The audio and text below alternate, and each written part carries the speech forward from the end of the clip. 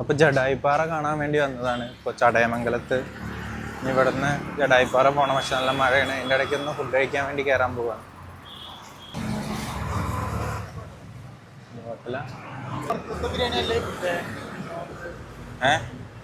North biryani ഒന്നും പോരാ. നോർത്തത്തെ ബിരിയാണി ഒന്നും പോരാ അറിയാം.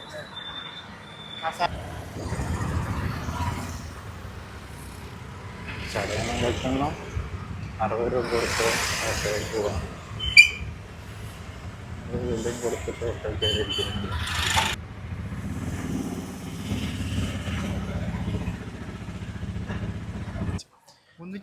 555. അപ്പോൾ ഞങ്ങൾ ജഡായിപ്പാറ കയറാൻ പോവാണ്. ഞങ്ങളെടുത്തത് നടന്നു പോകാനുള്ള ടിക്കറ്റാണ്. മറ്റേ കേബിൾ കാറിന് ഏകദേശം ഒരാൾക്ക് 555 വരും. പക്ഷെ അതിനുള്ളൊരു വ്യൂ ഒന്നും അവിടെ ഇല്ല. അത് കുറച്ച് എക്സ്പെൻസീവ് ആണെന്ന് തോന്നുന്നു. ഇതെന്താ അവസ്ഥ എന്നിപ്പോൾ അറിയില്ല. 1 കിലോമീറ്റർ നടക്കാണ്ട് എത്ര 800 എന്നല്ല പറഞ്ഞത്, ഇത്ര സ്റ്റെപ്സ് ഉണ്ടെന്നാണ് പറഞ്ഞത്.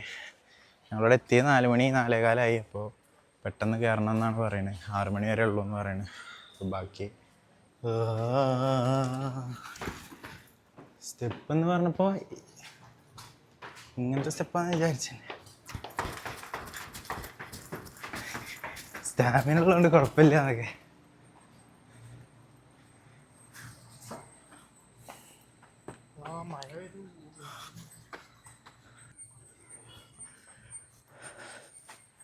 ഇപ്പം ഏകദേശം 1 കിലോമീറ്റർ നടക്കാണ്ട്, അതും ഇങ്ങനത്തെ സ്റ്റെപ്പുകളാണ്.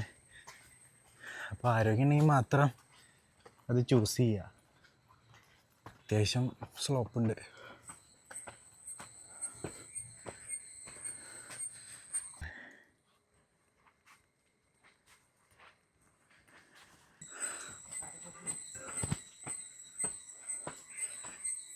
ഇപ്പോൾ ഒരു മഴ പെയ്താൽ ഒരു പാകമില്ല. കാരണം ഞങ്ങളുടെ ബാഗൊക്കെ അവിടെ മേടിച്ച് വെച്ചു.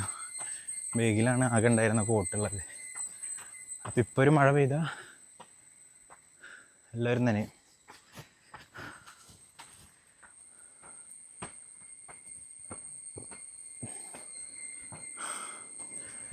ഇനി 456 സ്റ്റെപ്പും കൂടി ഉണ്ട്. 695 മീറ്റർ.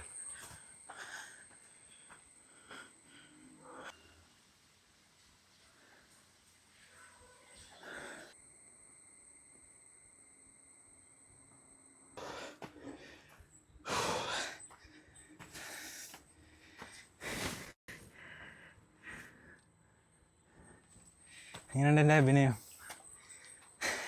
ഓസ്കാർ വരില്ലേ? മനസ്സിലായില്ലല്ലേ? അതാണ്. അപ്പോൾ നമ്മൾ ഓൾമോസ്റ്റ് അവിടെ എത്തി. അതാ കാണാനാണ് അതിൻ്റെ കാല്. അപ്പോൾ ഇനി കുറച്ചും കൂടി ഉള്ളൂ. Let's go.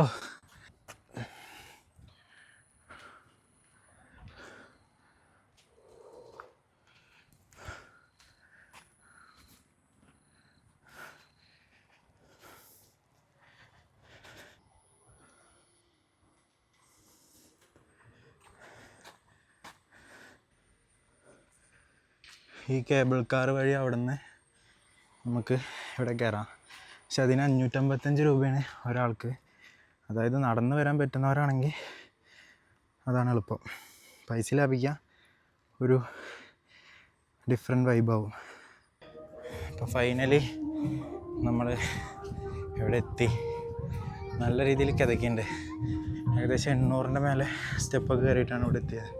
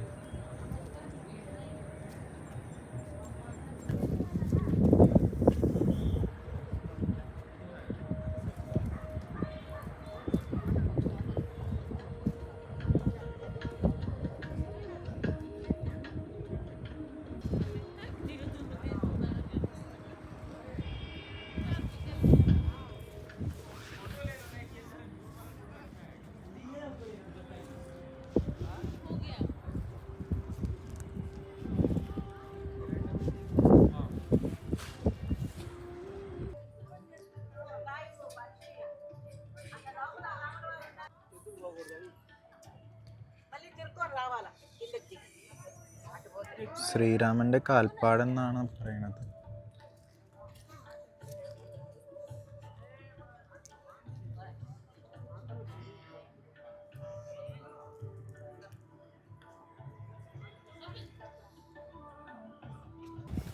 പറയട്ടെ, കഥ പറഞ്ഞു കൊടുക്കട്ടെ.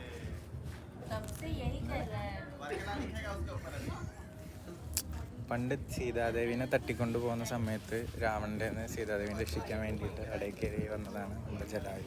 അപ്പോൾ ജടായുവിനെ ചിറകരിഞ്ഞ് വീഴ്ത്തിയിട്ട സ്ഥലത്ത് നിന്ന് ആ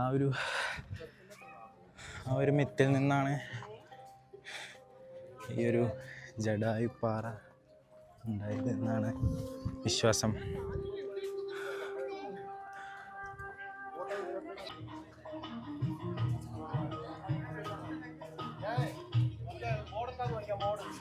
അപ്പോൾ 6 മണി വരെ ഇവിടെ നിൽക്കാനുള്ള സമയമുള്ളൂ. നടന്നു വരുന്നവർക്ക് 6 മണി വരെ, മറ്റേ കേബിൾ കാറിലുള്ളവർക്ക് 6:15 വരെയാണ്. അപ്പോൾ ഞങ്ങൾ ഇവിടുന്ന് പോവാണ്. ഇത്രയൊക്കെ ഉള്ളൂ ജടായുപ്പാറയുടെ വിശേഷങ്ങൾ. കൂടുതൽ വിശേഷങ്ങളുമായി വീണ്ടും കാണാം.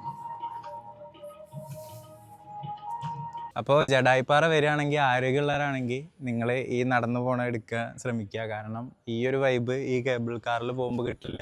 ലോകത്തിലെ തന്നെ ഏറ്റവും വലിയ പക്ഷിശില്പമാണ് അത്. നമ്മുടെ കേരളത്തിനാണെന്ന് അറിയുമ്പോൾ കുറച്ചും കൂടി ഒരു അഭിമാനമുണ്ട്. അപ്പോൾ എല്ലാവരും ഒരു തവണയെങ്കിലും വന്ന് കാണാൻ ശ്രമിക്കുക. കൂടുതൽ യാത്രാവിശേഷങ്ങളുമായി വീണ്ടും കാണാം. സബ്സ്ക്രൈബ് ചെയ്യുക, ലൈക്ക് ചെയ്യുക, ഷെയർ ചെയ്യുക.